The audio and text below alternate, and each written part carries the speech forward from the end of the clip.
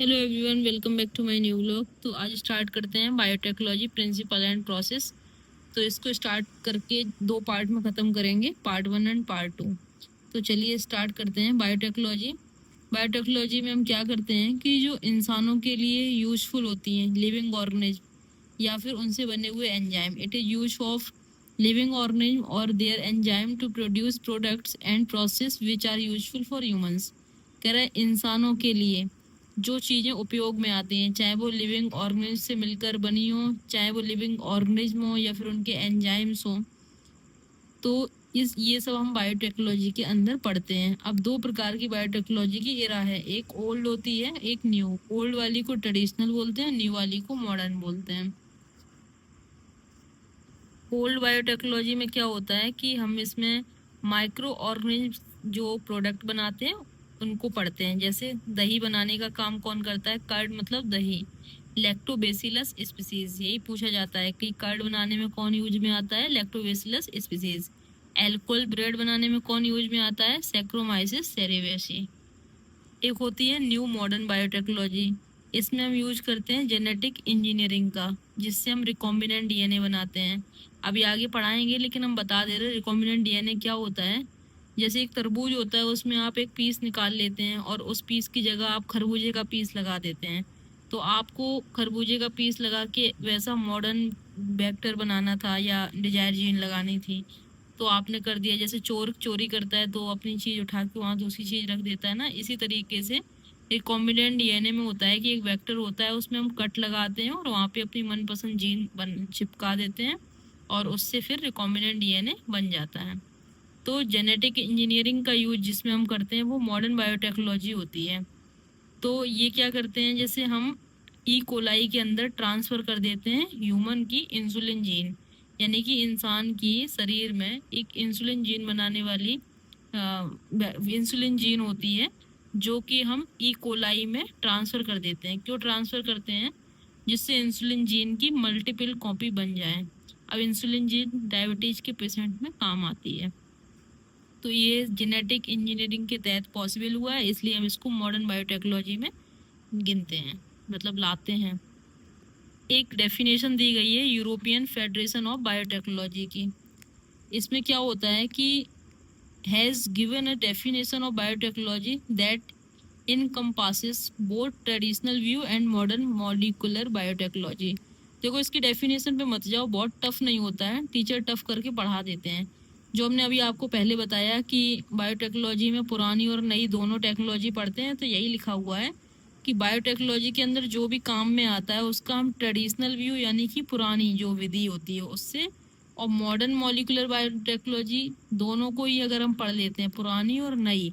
तो ये डेफिनेशन दिया था यूरोपियन फेडरेशन ऑफ बायोटेक्नोलॉजी ने कि एक ऐसी वो डेफिनेशन बनाई थी कि जिसमें पुरानी और नई दोनों प्रकार की बायोटेक्नोलॉजी को मिला के हम स्टडी करेंगे।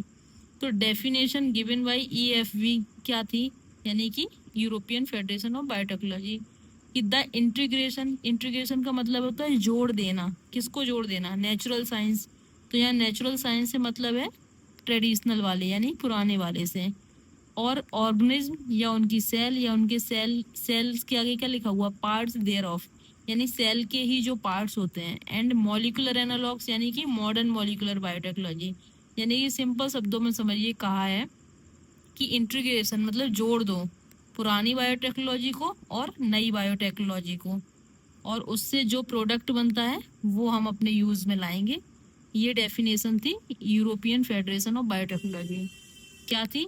कि हम पुरानी बायो इंटीग्रेशन मतलब जोड़ दो किसको? पुरानी बायोटेक्नोलॉजी को और नई वाली, यानी पुरानी और नई दोनों को मिला के एक नई बायोटेक्नोलॉजी हम बना लेंगे, जिसकी डेफिनेशन को दिया था इन्होंने यूरोपियन फेडरेशन ऑफ बायोटेक्नोलॉजी की इंटीग्रेशन, जोड़ दो नेचुरल साइंस को और मॉलिकुलर मतलब ट्रेडिशनल और मॉडर्न दोनों को जोड़ दो और उनसे वो इंसान के लिए, ह्यूमन के लिए उपयोगी हो जाए। तो ये वाली डेफिनेशन दी थी यूरोपियन फेडरेशन ऑफ बायोटेक्नोलॉजी। जब क्वेश्चन आता है तो ये वाली लाइन लिख के आ जाती है और ये पूछा जाता है ये किसने दिया था, तो ये आंसर होता है EFB, European federation of biotechnology. अब इसमें याद रखना है कि फादर ऑफ जेनेटिक इंजीनियरिंग कौन है? पॉल वर्ग। अगर आप इतना याद रख सकते हैं तो ये काफ़ी है। इसमें क्या हुआ था कि ई कोलाई जो था उसमें लैम्डा बैक्टीरियोफेज था। यानी कि एक होता है ना, जैसे मैंने दूसरे के घर में खाना भेजना है तो जिसके सहारे भेजते हैं, ये वही इंसान मतलब बैक्टीरियोफेज, ये वही मेंबर है जो खाना लेके एक घर से दूसरे घर में जाएगा। यानी ई कोलाई के अंदर लैम्डा बैक्टीरियोफेज के द्वारा एस सिमीनियन एस भी देखो लिखा है, he transfer gene of SP40 virus into E coli. यानी कि SV40 वायरस की जो जीन थी उसको ई कोलाई में भेजा गया था, किसके द्वारा? लैम्डा बैक्टीरियोफेज, या इसको लैम्डा फेज भी कहते हैं। इनको नोबेल प्राइज 1980 में मिला था। ये इतना सब कुछ याद करने की जरूरत नहीं है। ये याद करिए कि Paul Berg father of genetic engineering है, लेकिन ये याद करना है Stanley Cohen and Herbert Boyer, इन दोनों ने फर्स्ट रिकॉम्बिनेंट DNA बनाया था, produce by linking and antibiotic resistant gene. और उसमें कैसे बनाया था कि एक जीन चिपका दी गई थी जो एंटीबायोटिक रेजिस्टेंट थी विद नेटिव प्लाज्मिड ऑफ, कौन सा प्लाज्मिड था? साल्मोनेला टाइफीमीरियम। क्या किया था? ये एक बैक्टीरिया था, इस बैक्टीरिया के अंदर इसका खुद का प्लाज्मिड होता है, तो इस प्लाज्मिड में मनपसंद जीन थी जो कि एंटीबायोटिक से रेजिस्टेंट थी, यानी कि उस पर कोई भी एंटीबायोटिक काम नहीं करता था, जिससे वो मरती नहीं थी। होता है ना, जैसे आदमी होता है तो कहते हैं ना कि बुलेट प्रूफ जैकेट पहन लो तो तुम गोली से नहीं मरोगे, तो ऐसे ये प्लाज्मिड है, इसके पास रेजिस्टेंट जीन है और हमें यही वाली जीन चाहिए है, तो इसको एंटीबायोटिक, यहाँ एंटीबायोटिक एक समझो बुलेट प्रूफ जैकेट का काम कर रहा है, तो हमने एंटीबायोटिक रेजिस्टेंट जीन निकाली इससे। और एक साल्मोनेला टाइफीमीरियम था, ये प्लाज्मिड हमने लिया जो कि वेक्टर का काम करेगा, ये वही है जो खाना लेके जाएगा। अब इस वेक्टर को और इससे निकाल, ये वाला प्लाज्मिड क्या है? प्लाज्मिड को ही वेक्टर कहते हैं ना, तो इस प्लाज्मिड वेक्टर की तरह काम करेगा और इस प्लाज्मिड से हमने क्या किया? एंटीबायोटिक रेजिस्टेंट जीन निकाल ली इस बैक्टीरिया से। अब इसमें हम एक कट लगाएंगे तभी तो ये वाली जीन इसमें जोड़ पाएंगे, तो हम क्या करेंगे? इस वेक्टर में हल्का सा कट लगाएंगे, ये देखो कट लगा दिया और ये वाली जीन यहाँ पे फिट बैठा दी। तो इससे क्या, इसको क्या बोलते हैं हम? रिकॉम्बिनेंट DNA या rDNA या फिर हाइब्रिड। हाइब्रिड क्यों? क्योंकि पहले तो ये इसमें इसके ही सब कुछ था, अब इसका काट के इसको चिपका दिया। जैसे सिलाई करते हैं, कपड़ा फट जाता है तो उसमें हम थोड़ा दूसरा कपड़ा ला के जोड़ देते हैं, तो वही दूसरा कपड़ा जोड़ने का ही तरीका समझ लो, ये रिकॉम्बिनेंट है। यानी कि जैसे कोई सूट है उसमें कहीं फट गया है या शर्ट फट गई है तो वहाँ पे एक दूसरा कपड़ा ला के उतना काट के सिल देते हैं ना, तो ये उसी तरीके का है। तो बराबर उतना ही काटेंगे ना जितने में ये फिट बैठ जाए, तो इसको बोलते हैं रिकॉम्बिनेंट DNA या rDNA या हाइब्रिड DNA। हाइब्रिड क्यों? क्योंकि दूसरा भी इसमें जाके चिपका है। या काइमेरा DNA। अब क्या करते हैं, जब रिकॉम्बिनेंट DNA बना लेते हैं, तो क्यों बनाए हैं? क्योंकि इसमें मनपसंद जीन चिपका ली है। अब दुकान पे जाते हैं तो कहते हैं ना कि एक पेज होता है, सब दोस्तों को चाहिए तो फोटो कॉपी करवानी है, तो अब इसमें जो जीन है हम ये चाहते हैं कि ये सबके पास पहुंच जाए, तो अगर एक ही है तो लड़ाई होगी, इसलिए क्या करते हैं कि इसकी हम मल्टीपल कॉपी बनवाना चाहते हैं। तो यहाँ पे क्या था कि ये नॉर्मल ई कोलाई है, यानी बैक्टीरिया है जिसका नाम ई कोलाई है। अब ये नॉर्मल है और इसके पास में कोई भी एंटीबायोटिक रेजिस्टेंट जीन नहीं थी, तो जैसे इसको हम मान लो कहीं भेजते युद्ध में लड़ने के लिए तो ये मर जाता, यानी ये इसके पास समझ लो बुलेट प्रूफ जैकेट नहीं थी, तो इसको हम ऐसे भेज देते तो ये मर जाता। अब ये रिकॉम्बिनेंट DNA एक तरीके से बुलेट प्रूफ जैकेट है। अब ये हम इसके अंदर डाल दिए तो ये देखो इसका खुद का एंटीबायोटिक रेजिस्टेंट जीन था नहीं, केवल इसका खुद का प्लाज्मिड वेक्टर था। अब ये यहाँ पे रिकॉम्बिनेंट DNA आ गया, तो जिसमें ये रिकॉम्बिनेंट DNA पहुंच जाता है उसको हम कह देते हैं कि ये जेनेटिक मॉडिफाइड हो गई। यानी कि जीन के लेवल पे जेनेटिक क्यों यूज कर रहे हैं? क्योंकि जीन है ना, ये जीन चिपका ही है इसमें, और इस जीन से चिपकाने से रिकॉम्बिनेंट DNA बन गया। जब ये रिकॉम्बिनेंट DNA बन गया तो इसको हमने इस ई कोलाई में भेज दिया, ये नॉर्मल ई कोलाई थी ना, इसमें भेज दिया तो ये यहाँ आ गया। जब ये आ जाता है तो इसमें जीन लगी थी, इसलिए इसको बोलते हैं जेनेटिक मॉडिफाइड ई कोलाई। अब इसमें मतलब क्या हो गया? बुलेट प्रूफ जैकेट आ गई, यानी जेनेटिक मॉडिफाइड हो गया। तो अब क्या हुआ कि एंटीबायोटिक रेजिस्टेंट जीन इसके अंदर आ गई, यानी कि वही कि कोई गोली चलाएगा तो ये मरेगा नहीं, बुलेट प्रूफ जैकेट है। कैसे? एक बैक्टीरिया था, उससे हमने प्लाज्मिड से एंटीबायोटिक रेजिस्टेंट जीन निकाली। होता है ना कि भैया जिस कोई पेड़ होता है जिसमें मनपसंद फल लगा होता है हम उसी से तोड़ते हैं, तो ये प्लाज्मिड था, इससे हमने एंटीबायोटिक रेजिस्टेंट जीन मनपसंद वाली निकाली और ये वेक्टर ले लिया। हमने कहा भैया तुम मेरी जीन लेके चले जाना, तो हमने इस पर कट लगा दिया और इसको इस पर चिपका दिया जिससे कोई पहचान ना पाए। तो रिकॉम्बिनेंट डीएनए बन गया। इसके बाद में इस इकोलाई के पास में एंटीबायोटिक रेजिस्टेंट जीन नहीं थी, होता है ना जिसके पास में नहीं होती है उसको दे देते हैं। तो इस रिकॉम्बिनेंट डीएनए को हमने इस नॉर्मल इकोलाई को दे दिया, जिससे ये जेनेटिकली मॉडिफाइड हो गया। तो यही किसने बताया था? Stanley Cohen and Herbert Boyer ने।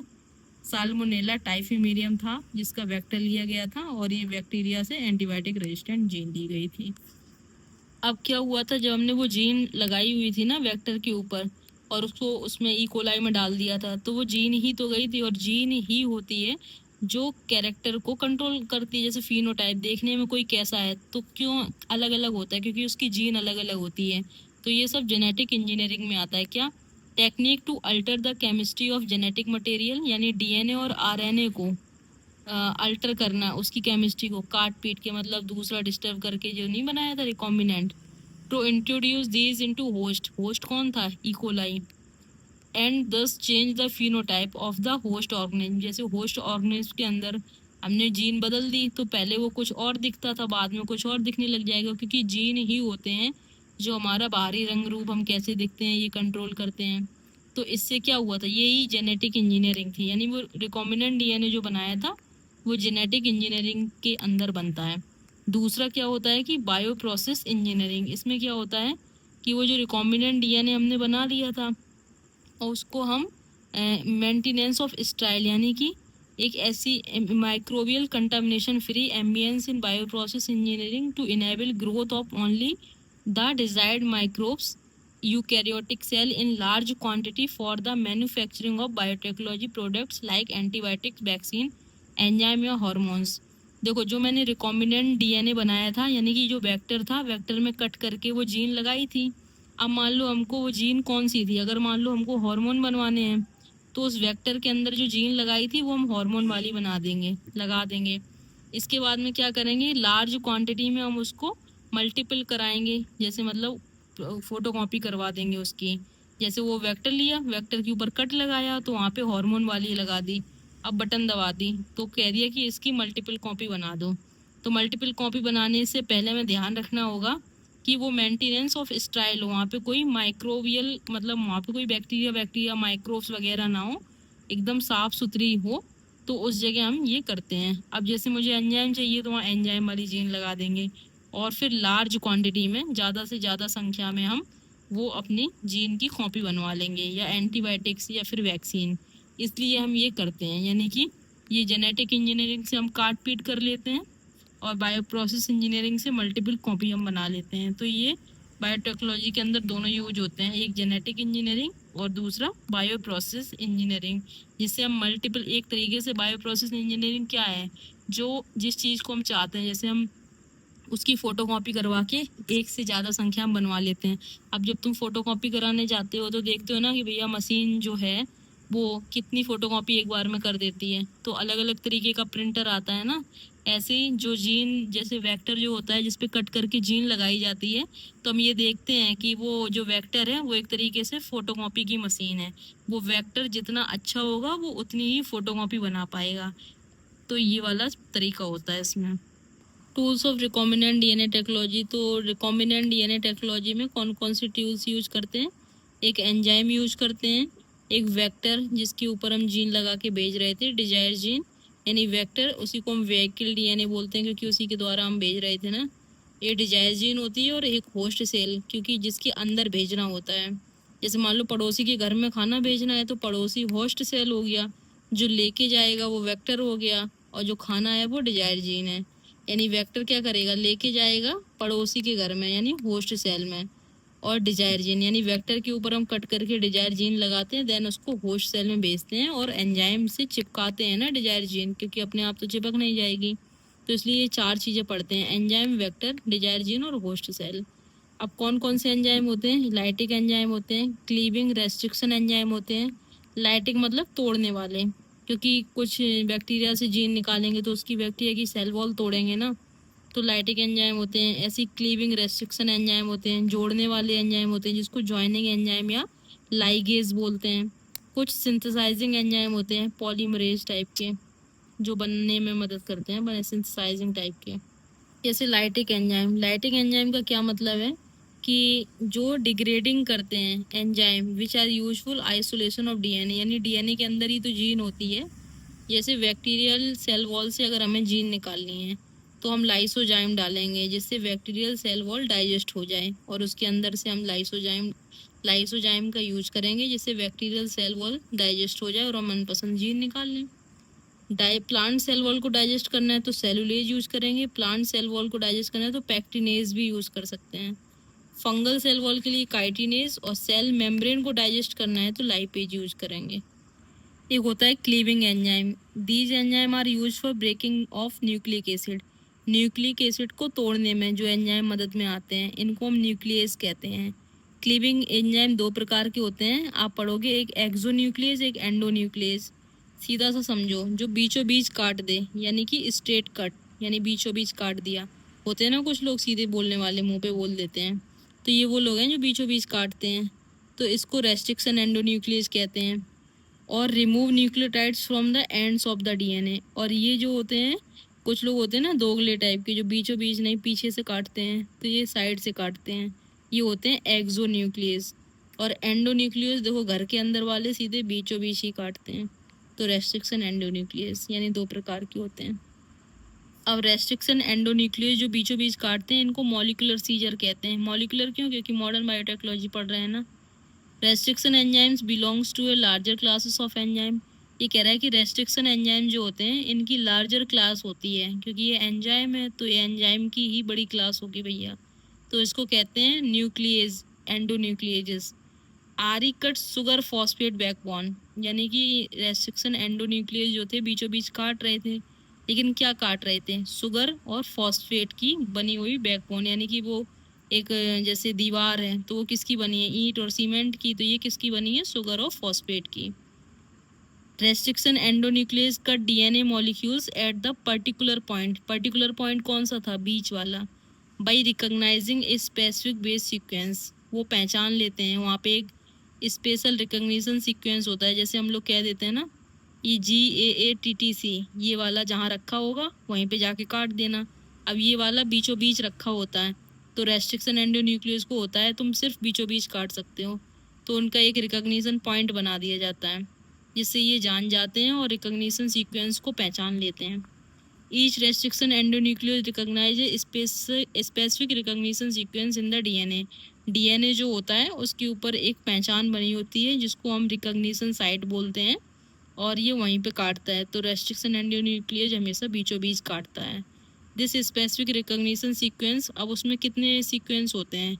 4 भी हो सकते हैं, 6 और 8 बेस पेयर भी हो सकते हैं, जिसको पैलिंड्रोमिक न्यूक्लियोटाइड सीक्वेंस बोलते हैं। पैलिंड्रोमिक मतलब होता है जैसे लिखा हुआ है मैडम, तो चाहे मैडम को आगे से पढ़ो चाहे पीछे से, मैडम ही आएंगी। नितिन, नितिन को आगे से पीछे से जैसे भी पढ़ लो नितिन आएगा।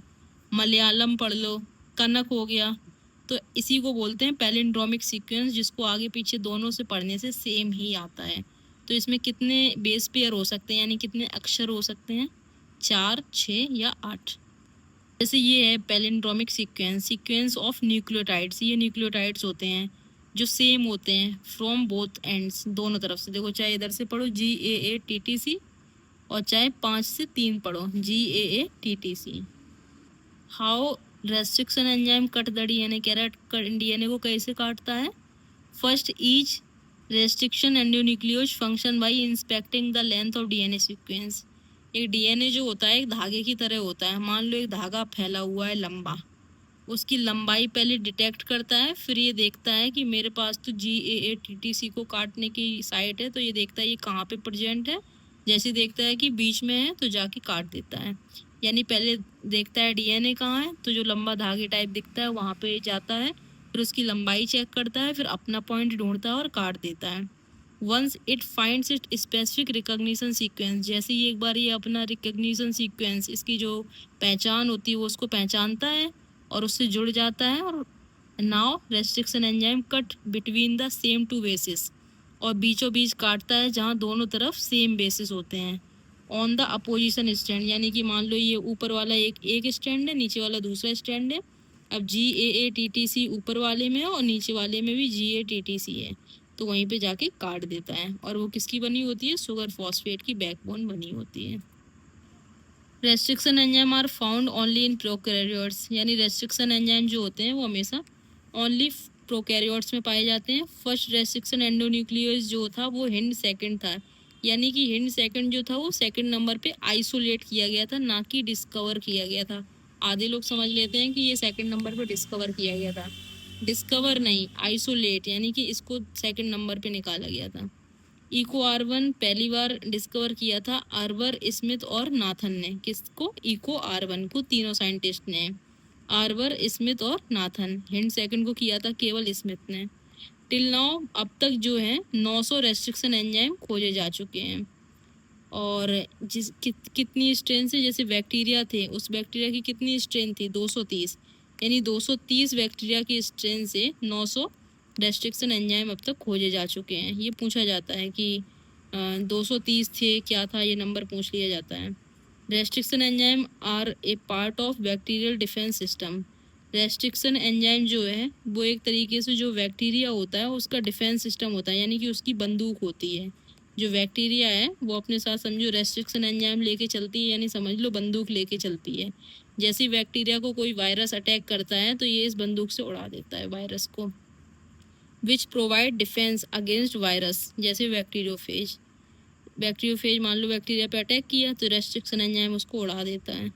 Restriction enzyme never cut it's on bacterial DNA, ये अपने खुद के डीएनए को नहीं काटता है, जबकि उस पर भी सेम पैलिंड्रोमिक सीक्वेंस होता है, यानी GAATTC मान लो उस पर भी है खुद वाले डीएनए पे, और जो बैक्टीरियोफेज अटैक कर रहा है उस पर भी है। तो ये स्मार्ट होता है, इस गन को पागल बना देता है। कैसे? कि ये अपने जो बैक्टीरियल का जो डीएनए सीक्वेंस होता है उसमें मिथाइल का ग्रुप ऐड कर लेता है, तो ये वाली बंदूक इसके खुद के डीएनए को सोचती है ये दूसरा वाला है, तो ये सोचता है GATTC, यानी इसका एक पर्टिकुलर रिकॉग्निशन साइट होता है ना, उसको बता दिया जाता है कि तुम्हें इस वाले दोस्त को ही टॉफ़ी देनी है। तो ये रेस्ट्रिक्शन एंजाइम का एक पैलिंड्रोमिक सीक्वेंस फिक्स होता है कि ये इसी को काट सकता है। अब मान लो बैक्टीरियोफेज आया उसमें और इसमें सेम थी, तो बैक्टीरिया ने अपने वाले में तो क्या कर लिया कि ये देखो मिथाइलेशन कर लिया, यानी कि मिथाइलेज एंजाइम लगा लिया, यानी CH4 या अपने वाले में लगा लिया। तो ये उसके खुद के बैक्टीरिया के ऊपर जो पैलिंड्रोमिक सीक्वेंस सेम था जो कि बैक्टीरियोफेज पे भी था,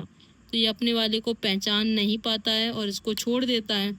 और जैसे ही बैक्टीरियोफेज आता है वैसे ही उसके डीएनए को ये चेक करता है कि भैया मेरा बीच में पैलिंड्रोमिक सीक्वेंस का रिकॉग्निशन साइट प्रेजेंट है, वैसे उसको काट देता है। जैसे काट देता है टुकड़े टुकड़े में कट के बर्बाद हो जाता है और वो बैक्टीरिया को नुकसान नहीं पहुंचा पाता है।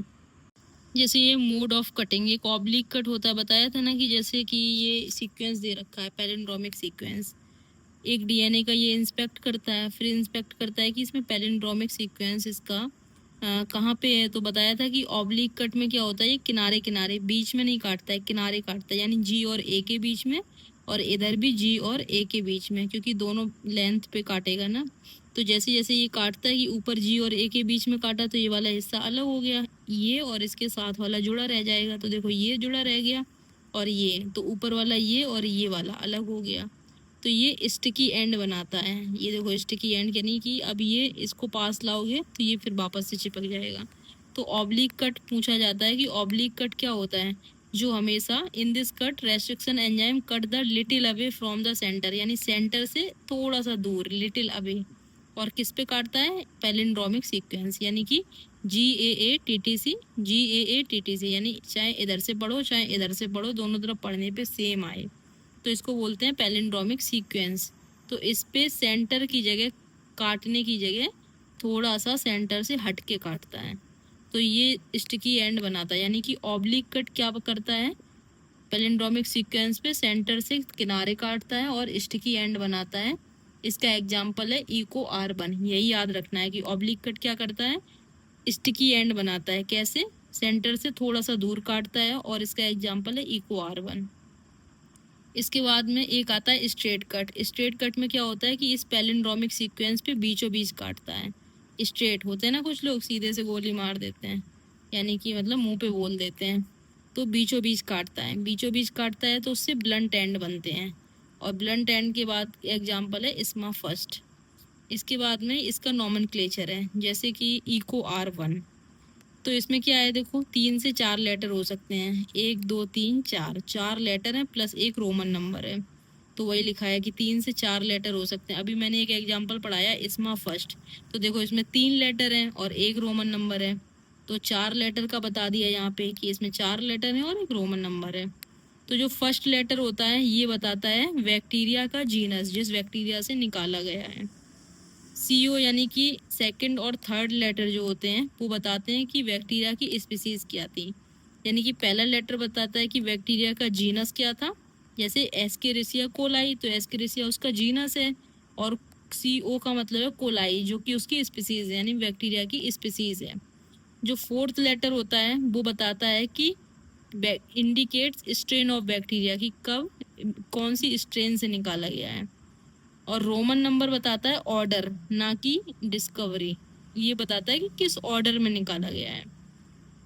तो ये first enzyme isolated from bacteria लिखा हुआ है यहाँ पे, आइसोलेटेड, ये लोग नोटिस नहीं करते, लोग सोचते हैं डिस्कवर, डिस्कवर नहीं है, ये किस नंबर पे आइसोलेट किया गया है। यानी बैक्टीरिया का पहला ये बताता है जीनस को, सेकंड और थर्ड बताते हैं बैक्टीरिया की स्पीसीज क्या है। जैसे मेरा नाम मान लो, जो भी है, किसी का मान लो नाम है रमन कुमार, तो रमन जो है वो उसका जीनस हो गया, कुमार जो हो गया वो उसकी स्पीसीज हो गया, यानी सरनेम जो होता है। आर जो है उसका स्ट्रेन हो गया, और फर्स्ट जो है वो आइसोलेट किया गया है, किस नंबर पे ये हो गया। अब जैसे इसमें आपको इको R1 का ये सीक्वेंस भी याद करना है, पूछा जाता है GAATTC, तो एक तरफ का याद कर लो तो दूसरा अपने आप याद हो जाएगा, तो उसमें याद ही नहीं करना है ना।